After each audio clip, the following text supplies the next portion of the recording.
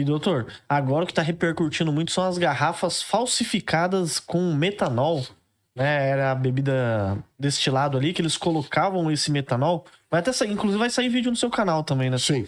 Pesquisou bastante. Então, vamos lá. Esse tema, ele me irrita demais. Eu vou te dizer o porquê. Eu não sei qual que é a referência que você tem sobre bebida falsificada no Brasil. Então, eu me recordo, na época de balada, anos 90, e quando eu saía mais, eu sempre ouvia falar de bebida batizada, bebida falsificada. Isso é mais velho que andar para frente. Isso, é verdade. Então, a quem está nos assistindo, você deve ter, não sei se você tem, Luan, noção, gente que já, uma festa que você foi, sim, alguém bebeu e passou muito mal, bebendo uma quantidade de álcool pequena. Então, eu ouço essa coisa de bebida falsificada, ó. Tem um outro detalhe também que falam que é o seguinte, você vai numa boate, você vai numa casa noturna, tá? Então, no começo, a bebida é autêntica. Depois que o cara já tá meio chumbado, eles trocam aquela bebida que é original por uma bebida falsificada. Porque o cara já está num teor alcoólico e ele já não consegue mais discernir. Outra coisa que eu sempre ouvi, você vai numa festa de casamento, até uma festa legal. Então eles começam servindo a bebida original, mas depois de um certo horário já começa a servir a bebida falsificada. Então isso é muito antigo. E quando eu falo que isso é muito antigo, o Brasil, nós temos um problema que ninguém fala. E é o problema de fiscalização. É um país onde nada se fiscaliza. É algo impressionante. Então, você teria que fiscalizar as casas de bebida, você teria que fiscalizar os locais que vendem bebida alcoólica, que é boteco, que é bar, casa noturna, casa de prostituição, aonde for. Mas não há fiscalização no Brasil. O Brasil espera acontecer o problema. Agora, eu primeiro, quando jovem, eu sabia, e amigos meus que bebiam muito, muitos deles tiveram sérios problemas com bebida falsificada. Só que, como delegado, eu também, aí sim, eu fui ter a coisa na minha mão, porque eu tive casos em delegacia em que os pais me procuraram dizendo, olha, meu filho foi numa balada, ele não bebeu quase nada, o cara está no hospital. Nossa. Então a gente fazia uma apuração em cima disso. Acontecia já bem antes. Mas era o que a gente chamava de uma bebida falsificada de baixa qualidade. Sim. Ok, então, normalmente, as bebidas falsificadas quais são? É o gin, é a vodka e é o uísque. É óbvio que tem falsificação de cerveja, tá? Mas as bebidas onde traz mais prejuízo para a saúde sempre foram os destilados. Ok, tudo bem. Só que, a partir dessa semana, vira a chave. No momento em que nós temos em São Paulo 3 pessoas mortas, 9 pessoas gravemente enfermas em hospital, e dessas 9, a maioria que estão cegos nesse exato momento. Nossa. As pessoas não estão enxergando, perderam a visão. E aí, pipocou um caso, pipocou outro, mas entenda uma coisa, a imprensa e a polícia, ela demora, Luan, a reconhecer que você está tendo um grande problema, como se fosse uma epidemia de bebida falsificada e está em São Paulo e quiçá no Brasil. Então, o que nós temos reparado que a cada hora que passa, você abre um site e aparece uma vítima nova. Por quê? Porque as pessoas estão reconhecendo que realmente tem bebida falsificada. Por exemplo, nesses últimos dias, você que foi em algum local, bebeu e passou mal, você já está preocupado, porque pode ser a bebida alcoólica com metanol. É diferente, Luan. Antigamente, a bebida falsificada era uma bebida de baixa qualidade. Eles pegavam uma que era muito cara, de R$100, e colocavam uma de 20. Então, exemplo, você pega lá um whisky 12 anos. Tá, ele custa, a garrafa não sei quanto custa caro. R$500, por exemplo. Aí você pega um whisky vagabundo. E aí você pega lá e mistura, pega a mesma garrafa, faz um cambalacho no... E tudo bem. O cara passa mal pela qualidade da bebida, mas pera um pouquinho, mas dentro daquela bebida, você não tem uma substância tóxica. Tóxica. Agora, o que eu quero trazer para você, em primeira mão, que é o primeiro podcast que eu que eu estou indo depois que eu consegui, com a minha equipe de investigadores, chegar a uma conclusão muito interessante que a própria mídia ainda não percebeu. Você se recorda, Luan, que há algumas semanas teve uma operação do Ministério Público, da Polícia Civil, da Polícia Militar contra o PCC, naquela questão das fintechs. Sim. E a partir daí, descobriu-se que tinha 3 mil postos em São Paulo, 3 mil? 3 mil que são postos do PCC. E aí descobriu que eles também tinham até plantação de cana. E descobriu também, isso está nas matérias, que eles estavam comprando de fora o metanol.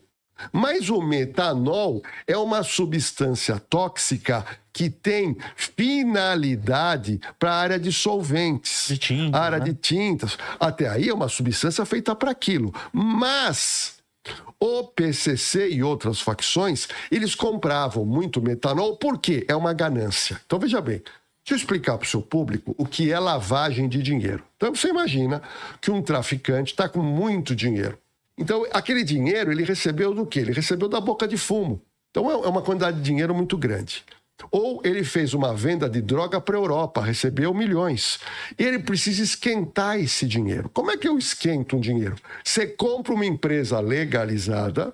Sim. E aí, o que você faz? Você começa a colocar entrada de dinheiro. Por exemplo, você encontra uma cafeteria, uma loja de chocolate, um posto de gasolina. Então, você compra um posto ou uma loja de chocolate que está faturando pouco, que o dono te vendeu barato, que está dando prejuízo, que o ponto até é ruim.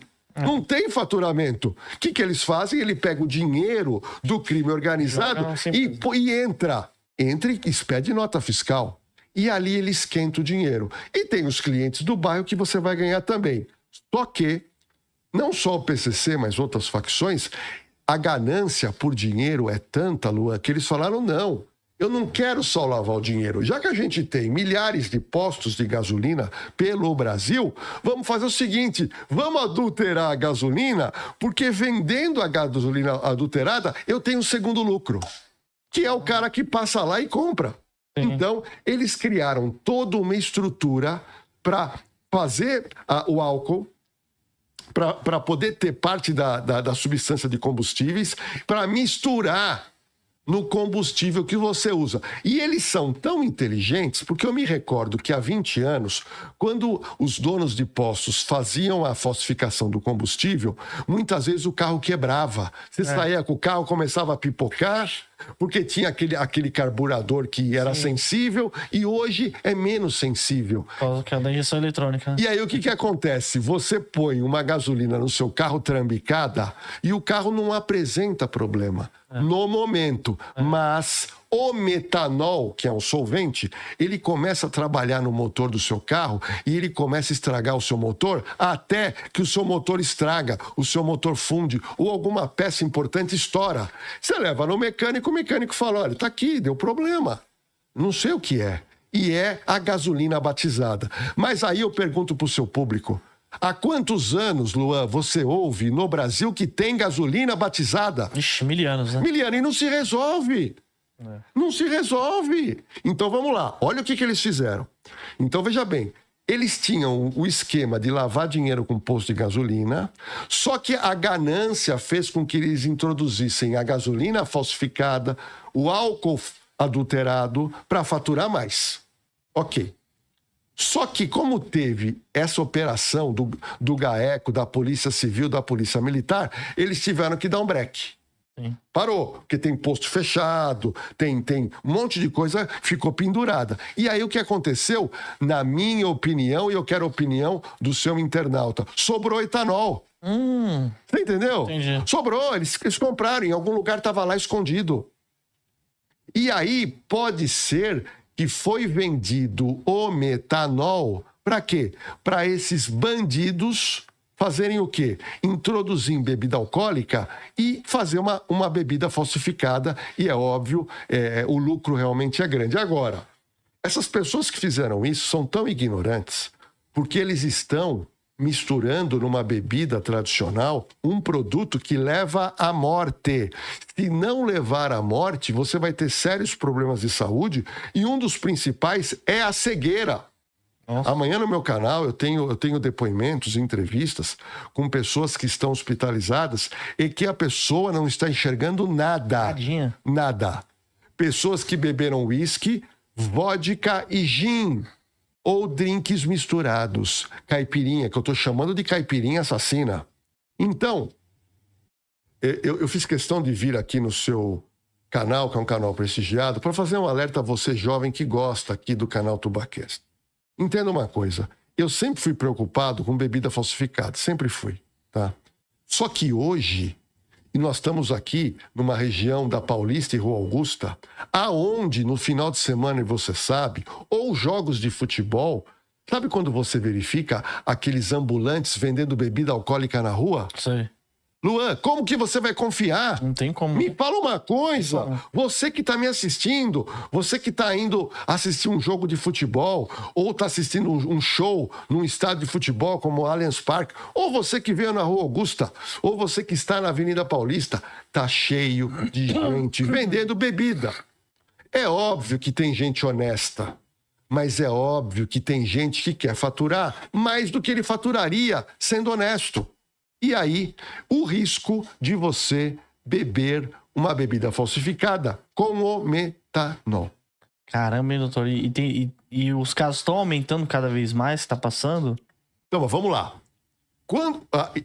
Os casos começaram a pipocar, mas até a polícia entender e até a imprensa entender que o problema era único, era bebida falsificada com metanol. E então, tinha algum lugar específico, alguma região? Então, vamos lá. Você tem regiões nobres de São Paulo, Moema.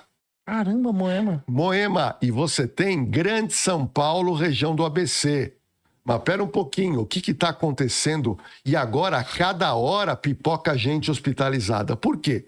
Porque imagina uma pessoa no interior de São Paulo que já pipocou. Imagina a pessoa que foi numa festa, porque você não fica... isso eu fui apurar com o médico. Você não fica imediatamente doente. Então você bebeu. Você pode até passar um pouco mal, mas o passar um pouco mal, você tem a impressão que é uma ressaca. Entendi. Até você entender... Só que esse metanol, ele faz tão mal para a saúde, que depois de 15 horas, você começa a ter sérios problemas no organismo que te leva para onde? Te leva para um hospital. Aí você chega no hospital, você fala, doutor, eu tô passando mal. E muitas vezes você nem falou que foi num boteco. Verdade. Às vezes você foi num boteco ou foi numa balada e tomou lá 2 caipirinhas. Aquilo você nem imagina que é da bebida. Só que agora, com essa divulgação estrondosa, muita gente que está hospitalizada, a família viu, olha, problema de visão. Olha, a pessoa está passando mal, quase morreu, está entubada. Pode ser...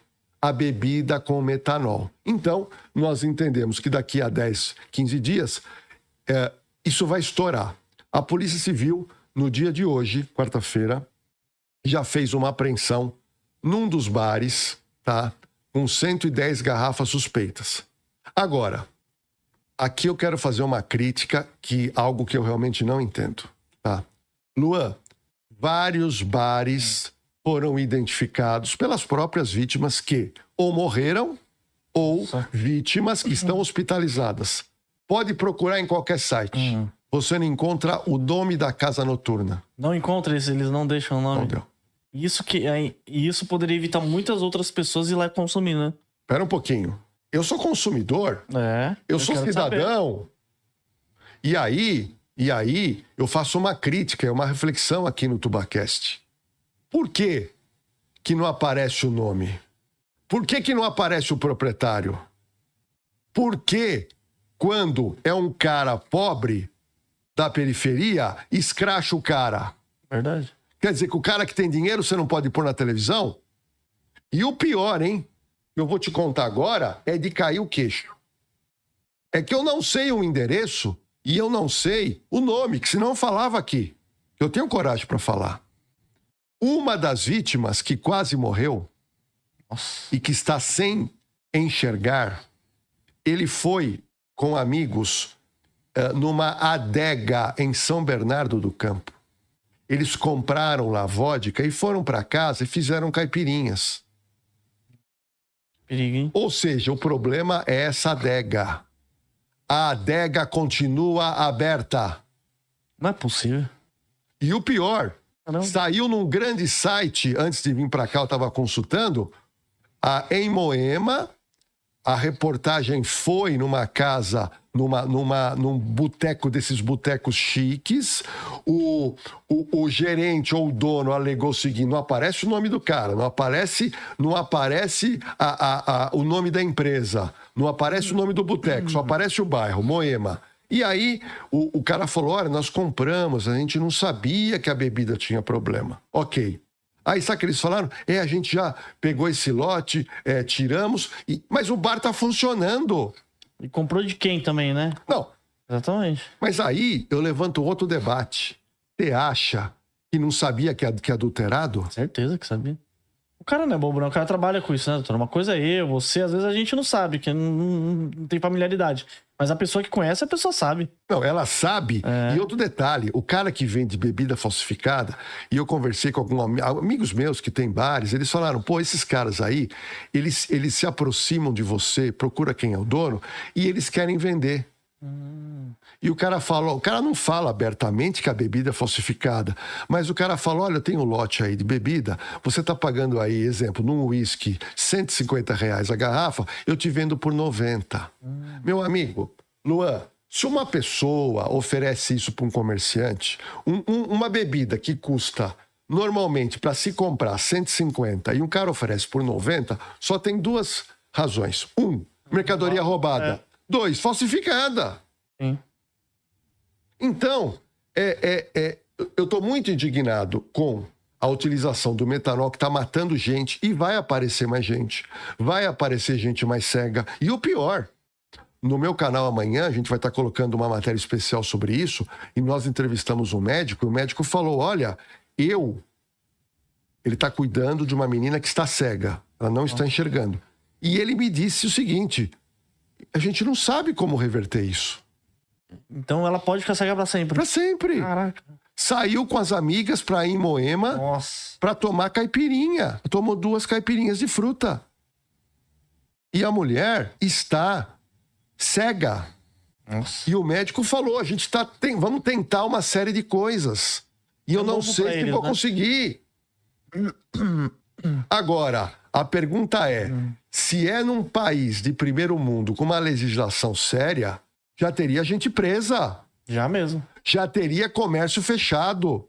Porque você mesmo disse, o comerciante, ele sabe o que é o correto e o que é incorreto. Ele sabe. Ah, meu, terrível, né, doutor? Então vamos acompanhando o desenrolar disso daí, torcer pra não ter mais pipocar, né? Mas é igual você falou, né? Não tem jeito, vai aparecer. Agora, olha, cada vez que eu abro os grandes sites, tá aparecendo mais um morto, mais um que tá ferrado. Por quê? Porque agora estão percebendo que a pessoa não ficou doente do dia para a noite. Ela ficou doente realmente porque ela bebeu algum tipo de destilado com essa mistura mortífera que é o metanol. Então, amanhã, no meu canal, quarta-feira, Nascendo do Crime, a gente vai ter um relato inteiro. E é legal isso para você passar pro seu filho, pro jovem, para ele se alertar. Né? E eu indico que é melhor hoje você fazer o quê? Muda pra cerveja. Vai lá, muda pra cerveja, porque na cerveja não vai ter o metanol. Então a situação realmente é complicada e não é só São Paulo e Grande ABC. Já tem constatação também no interior e eu acredito que vai pipocar em muitos lugares.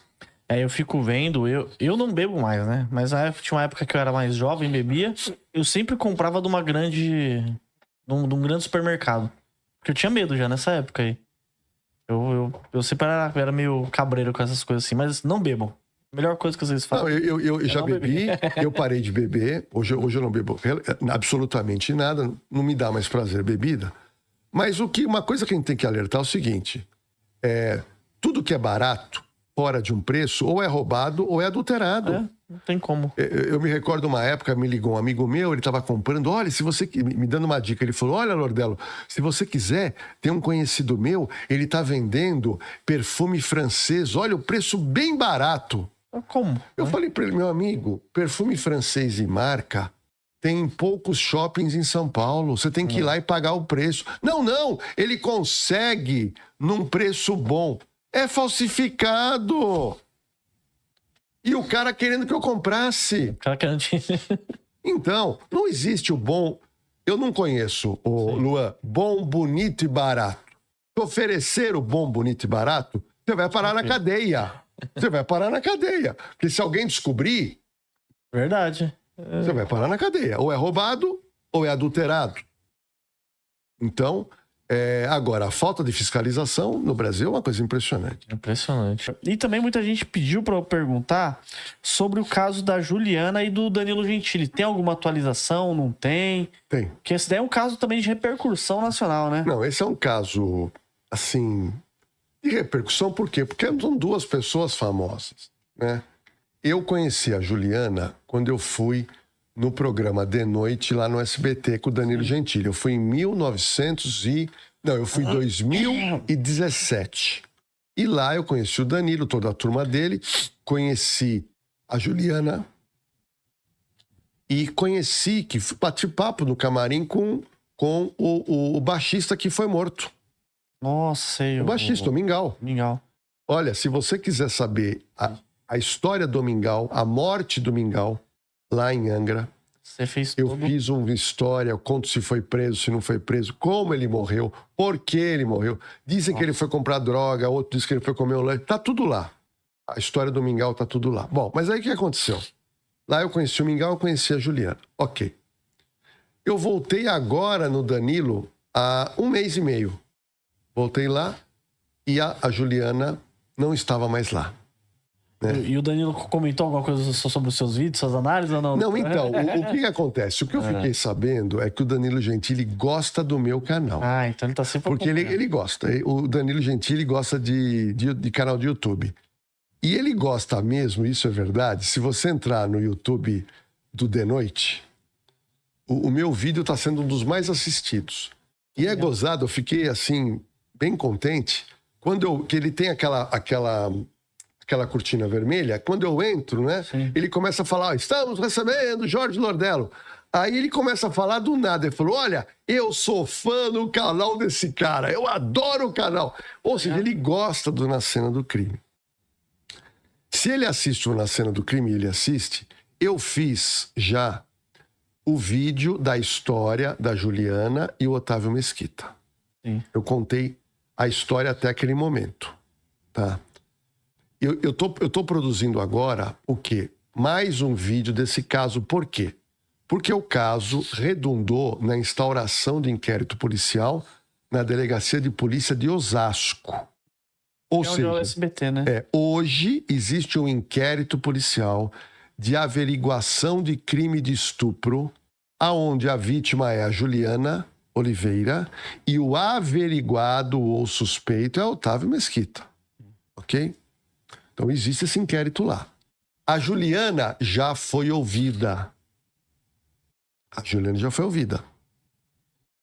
E aqui eu quero trazer uma novidade, pouca gente sabe. Ela foi ouvida juntamente com o seu advogado. E na porta da delegacia, ela falou que recebeu um direct de uma moça que alegou que foi molestada pelo Otávio Mesquita. Mas ela não diz se a moça ia fazer boletim ou não, e eu não descobri isso. Ela falou. Ela só jogou. Jogou. Bom, ela foi ouvida. A versão dela é a versão que ela deu na rede social dela, onde ela acredita que ela foi vítima de estupro naquele programa pelo Otávio Mesquita, tá? O delegado do caso pegou aquelas imagens que aconteceram no programa e mandou para a perícia, porque a imagem, Danilo, ela analisa frame a frame para verificar se a mão do Danilo, a mão do Otávio encostou nos seios da Juliana. Ela disse que encostou. Então, a perícia vai verificar se encostou ou se não encostou, se encostou em outra parte sexual da Juliana ou não. Então, esse laudo está sendo feito. A outra novidade que eu trago é que a Juliana e o Otávio Mesquita estão travando uma outra briga jurídica na área civil.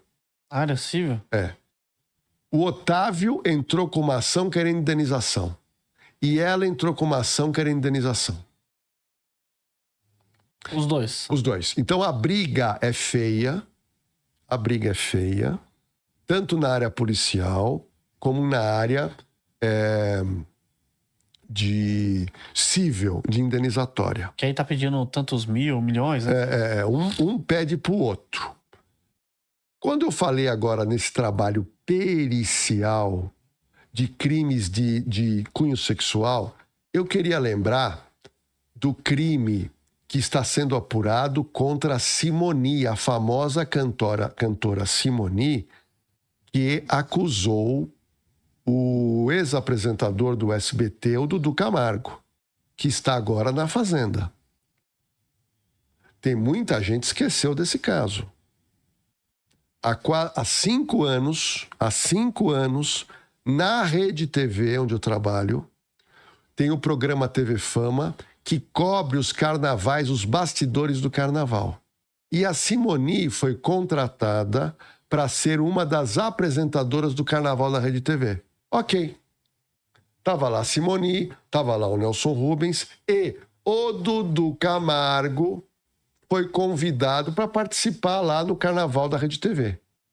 E lá, ao vivo, o Dudu Camargo, que tinha essa mania de fazer brincadeira de mau gosto, ele alega que ele deu a entender que ele tinha atração pela Simone e tenta meio que agarrá-la e teria colocado a mão no seio da Simone. Ao vivo. Ao vivo. Ao vivo.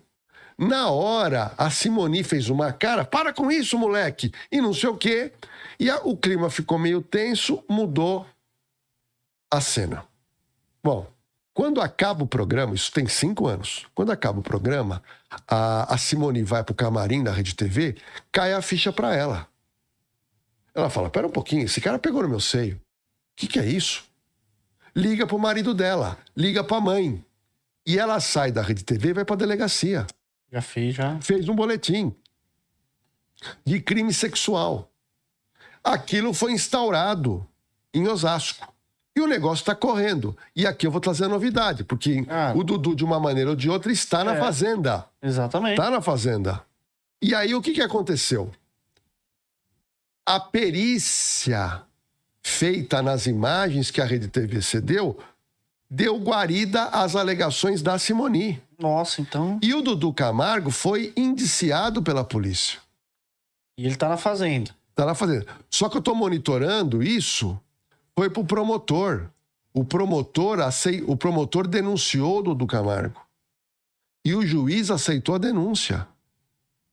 Tem um processo criminal correndo, figurando contra o Dudu Camargo, em Osasco, tendo como vítima a cantora Simone. Ou seja, o inquérito muito parecido com Juliana e Otávio Mesquita já está mais adiantado, porque é mais antigo, o inquérito da Simone, da cantora Simone. Quem quiser conhecer esse caso da Juliana, está lá na cena do crime.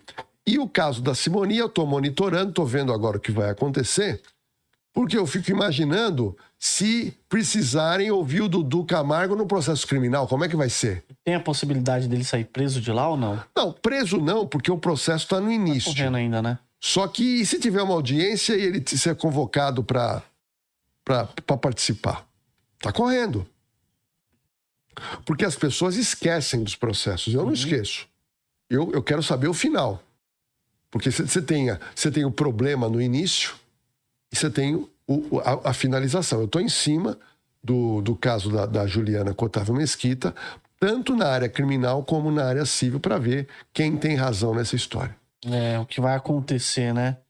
E esse caso aí, ele foi muito emblemático. E ali você acha que foi coisa do PCC? Ou qual que é a conclusão ali que você chegou? Vamos lá. Hoje está sendo um dia importante nessa investigação, tá? Então eu vou te trazer a informação de hoje, de agora. O DHPP está trabalhando desde o primeiro dia. O pessoal não dorme, tá? E realmente logo já começaram a perseguir e achar a primeira casa que serviu, uma casa alugada de praia, que serviu de base para atuar no ataque contra o Dr. Rui. Porque é tudo coisa de profissional. É coisa de profissional. Como eles saem do carro, né? Tudo. Não, é coisa de profissional. Então a Polícia Civil encontrou uma casa e nessa casa encontrou 40 impressões digitais. É claro que tem impressão de outras pessoas, porque é uma casa de veraneio. Mas lá, através dessas impressões, a Polícia Civil chega a 8 integrantes do PCC. Através desses 8 integrantes, a polícia pediu a prisão dos 8. A Polícia Civil prendeu 4, 3 fugiram e hoje um deles, que tinha fugido de São Paulo para o Paraná, uma equipe da Polícia Civil foi para o Paraná, juntamente com a Polícia Civil Paranaense, localizaram uma casa alugada que poderia ser esse rapaz e era. Ele reagiu e morreu. Então, dos 8, você tem um morto, 7 mandados de prisão, 4 cumpridos. E morto não adianta nada, né? Eu acho ruim matar. Muita gente pode... ainda bem que matou. Eu acho ruim, porque eu penso na investigação. Não tem informação, né? Então, com a pessoa viva, você pode fazer uma delação. Ele te ajuda. Morreu, o cara não tem como te ajudar. Mas morreu. Trocou tiro, morreu. Mas hoje de manhã, para minha surpresa, a Polícia Civil cumpriu um mandado de busca e apreensão na casa de um subsecretário de governo da Praia Grande. Nossa, subsecretário? O que é o subsecretário? Tem um secretário, ele é o segundo homem. O que tá abaixo. E é uma pessoa que tem influência. Bom, a Polícia Civil não tinha mandado de prisão. Era um mandado de busca e apreensão. Bom, na casa dele, a polícia prende o celular dele para fazer verificação. Prendeu um laptop, também normal. Só que na casa dele tinha 3 pistolas. 3 pistolas. Que o advogado alega que o subsecretário tem registro da arma porque ele é CAC. Tá? Só que na casa dele tinha 50 mil reais em dinheiro em espécie, 1.000 euros e 10 mil dólares. Eu acho estranho. Difícil a pessoa ter isso daí na casa, né? É difícil. Se ele tem, ele teria que ter registrado no imposto de renda dele do ano passado. Tá? Mas é difícil uma pessoa ter um volume de dinheiro desse. Outra coisa, ele não é empresário. Ele não é empresário? Ele é um subsecretário de Praia Grande. É um subsecretário. Sim. Mas, pelo que a gente está vendo, ele tem um padrão de vida elevado. Pode ser de família rica? Pode ser, não sei. Mas essa ação da Polícia Civil pode indicar que a morte do Dr. Rui estaria atrelada às questões dele estar tentando fazer uma limpeza nos processos licitatórios da Praia Grande. Por quê? Porque o Dr. Rui era secretário de administração. O secretário de administração, Luan, é aquele cara chato que tem que cuidar das burocracias e cuida muito de contato de licitação. Porque é na licitação que está o dinheiro. Então, quando me vem essa busca e apreensão do subsecretário que chama-se Sandro Pardini, agora a gente vai ver nos próximos dias o que tinha no celular dele, o que tinha no computador e se ele tem alguma coisa a ver com a morte do Dr. Rui Ferraz Fontes. É porque eu fico pensando, eu falei, meu, mas o PCC ia mexer num cara tão grande assim? Porque eles... Assim, o PCC, eles são muito inteligentes, né, doutor? Você não concorda comigo? E assim, se eles fossem fazer isso daí, eles sabiam que ia ter uma repercussão muito grande. Iam querer ir atrás, iam querer investigar. E na minha visão, eu vejo mais o PCC hoje como uma organização mais... Eu posso estar falando bobagem aqui, você me corrige. Eu acho que eles pensam muito mais em questão de dinheiro do que questão de querer brigar com a polícia e tal. Eles querem passar meio despercebido e faturar o dinheiro deles. Ou eu tô errado também, né? Então, vamos lá, eu quero te trazer informação, Luan, para você continuar com a sua ideia ou mudar. Legal. Tá? Vamos lá. Primeiro, eu achei muito estranho o Dr. Rui ser morto de uma hora para outra, assim. Uma coisa impressionante, tá? Ex-policial, aposentado, ok. Bom, todo mundo sabe que a Polícia Civil, o Ministério Público, deu um grande prejuízo no PCC tem um mês atrás. Verdade, tem isso também. Todo mundo sabe. Deu prejuízo, tá? E aí, o histórico no mundo de organizações criminosas e máfias é a intimidação. Quando você mata um cara grande, você há de se concordar, e aí eu quero que você se coloque na condição ou de policial, ou de membro do Ministério Público, ou de juiz. Gera receio ou não? Com certeza, é verdade, né? Teve essa operação recente, né? Outro detalhe, nós já tivemos no Brasil juíza morta, juiz morto, promotores ameaçados. O Dr. Lincoln Gakia, que é meu amigo, a polícia descobriu que ele ia ser morto. Esse homem, há 6 anos, anda com 2 viaturas do choque 24 horas, está na casa dele. Ele não tem mais vida. Não vive mais, né? Não tem mais vida. Eu entrevistei ele na Rede TV, é um batalhão do lado dele. É o japonesinho esse daí? É. Aquele do... Dr. Lincoln Gakia.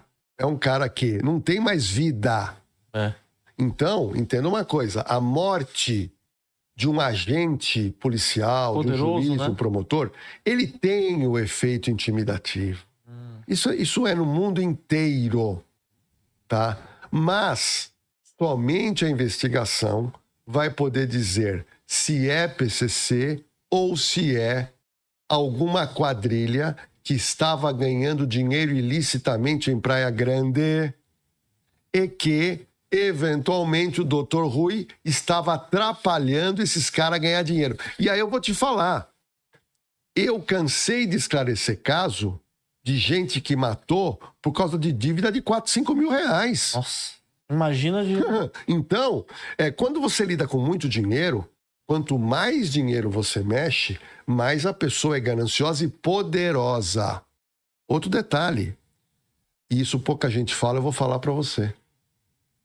Muitas mortes acontecem dentro da cadeia, muitos homicídios acontecem de policiais. Quantos policiais já sofreram atentado? Nossa, ontem, né? Quantos? Na Baixada lá nós tivemos ano passado, quantos? Nossa. E aí eu vou falar uma coisa que também ninguém fala.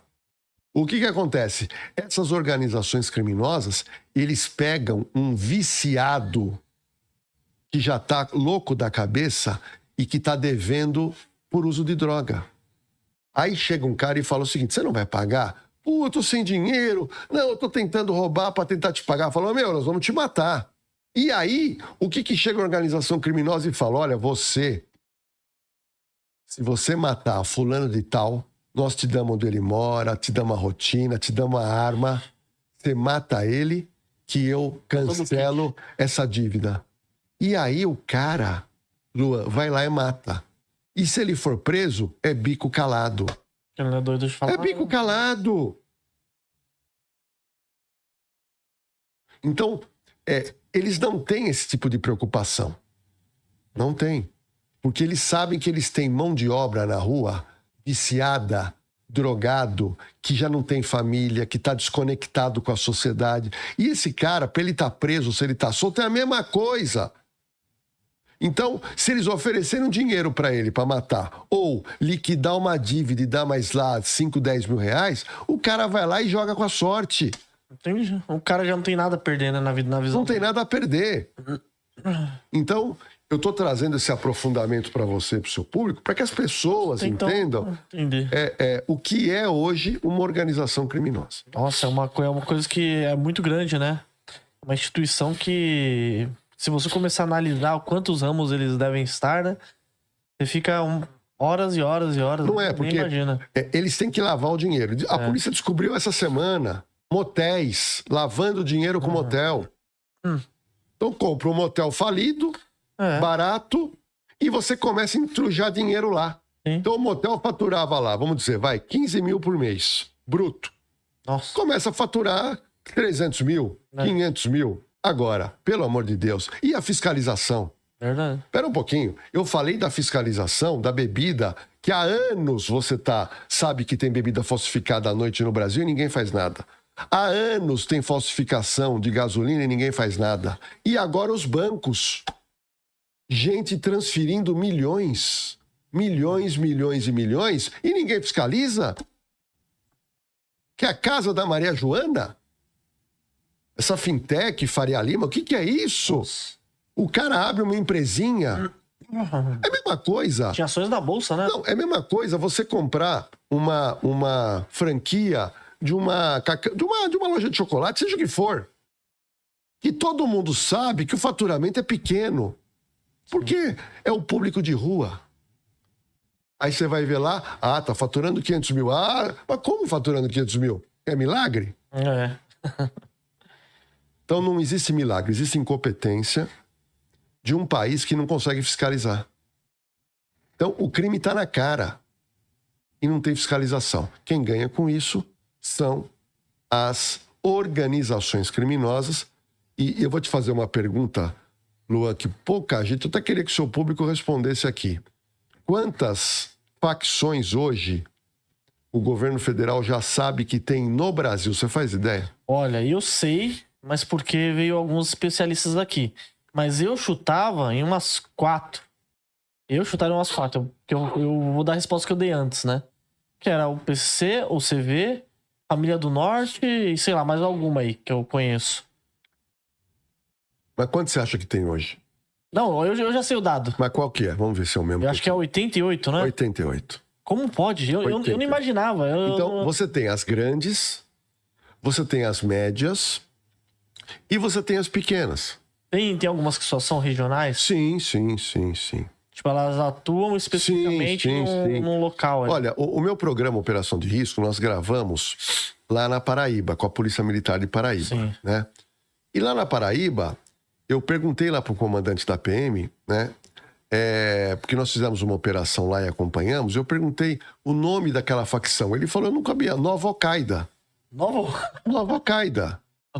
Então, você entendeu? Então, existem algumas facções pequenas que são regionais. Só que tem um detalhe, se você não for pra cima, cresce. Cresce mesmo, é rápido, né? Ela é pequena, vira média, vira grande. Então, hoje o PCC, eles mexem com muitos negócios para lavar dinheiro, eles têm uma estrutura econômica, estrutura jurídica, estrutura contábil. Então, realmente, o sucesso do PCC tem muita base na incompetência dos governos municipais, estaduais e federal em não fiscalizar, em não combater o crime quando ele é pequeno. E aí ele vai crescendo, né? O Pablo Escobar, ele roubava calota de carro, não era?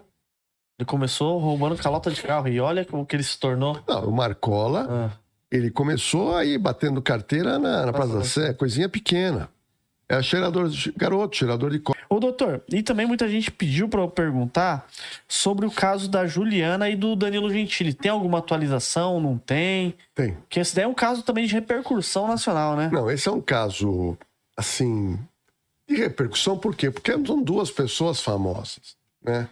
Eu conheci a Juliana quando eu fui no programa de noite lá no SBT com o Danilo Gentili. Eu fui em eu fui em 2017.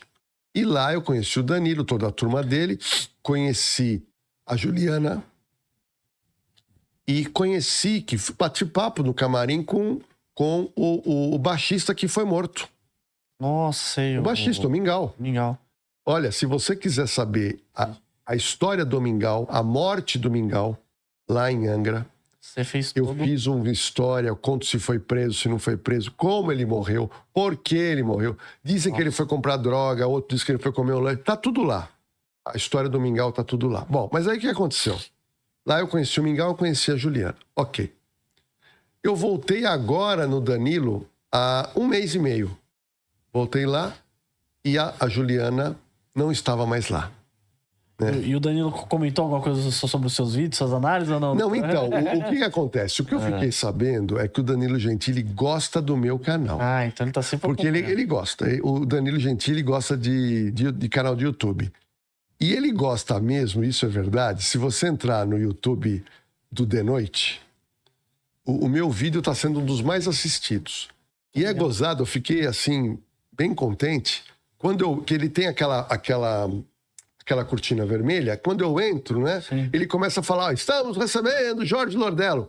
Aí ele começa a falar do nada. Ele falou, olha, eu sou fã do canal desse cara, eu adoro o canal. Ou seja, ele gosta do Na Cena do Crime.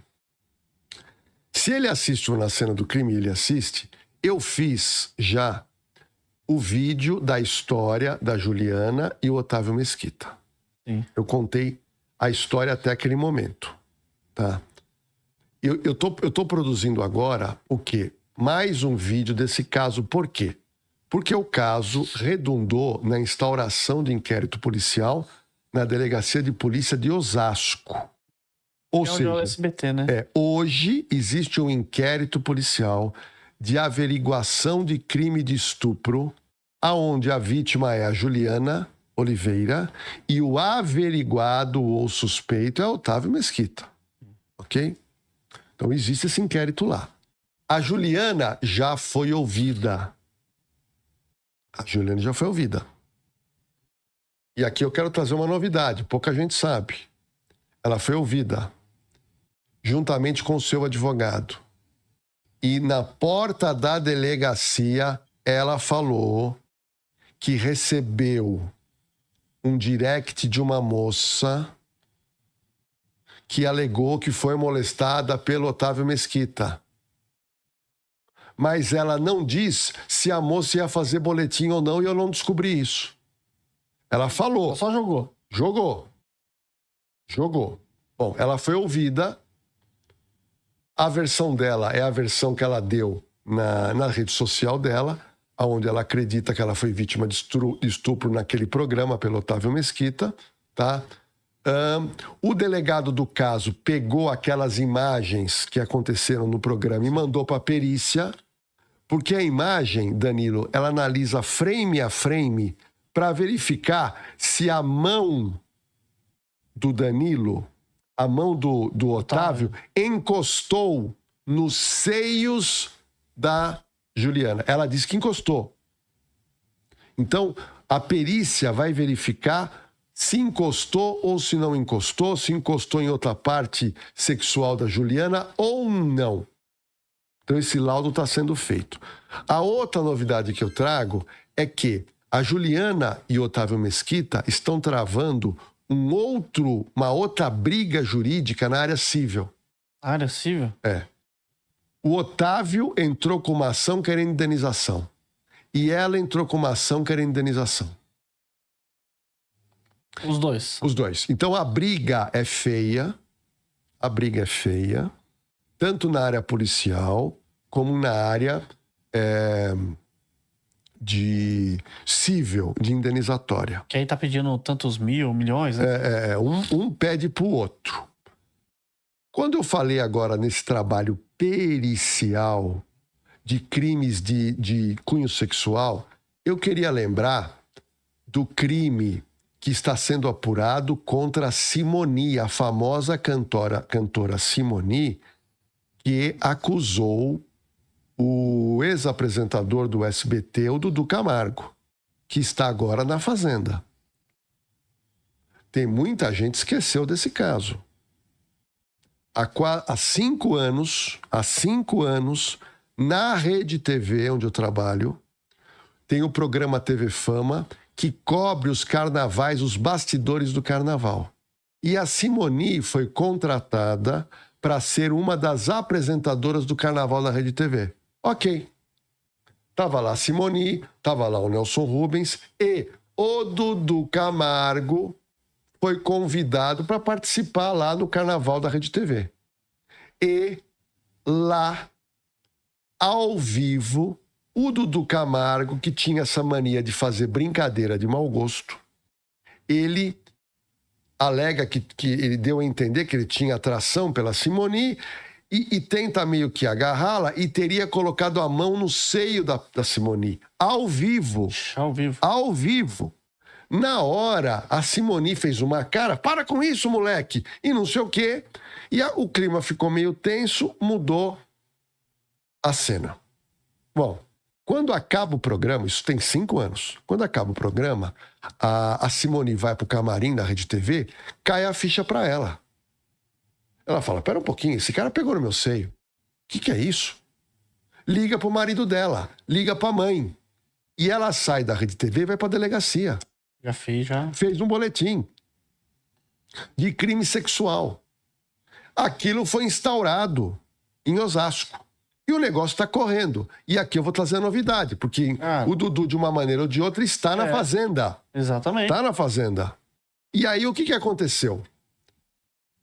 A perícia feita nas imagens que a Rede TV cedeu deu guarida às alegações da Simoni. Nossa, então... E o Dudu Camargo foi indiciado pela polícia.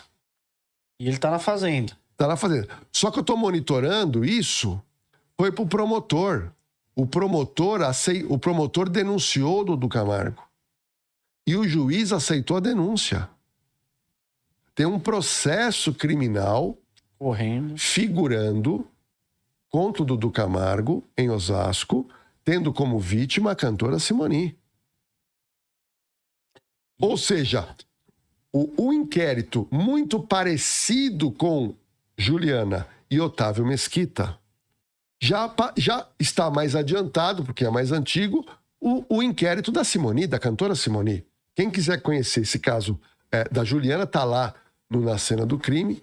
E o caso da Simoni, eu estou monitorando, estou vendo agora o que vai acontecer, porque eu fico imaginando se precisarem ouvir o Dudu Camargo no processo criminal, como é que vai ser? Tem a possibilidade dele sair preso de lá ou não? Não, preso não, porque o processo está no início. Tá correndo ainda, né? Só que se tiver uma audiência e ele ser convocado para participar, tá correndo.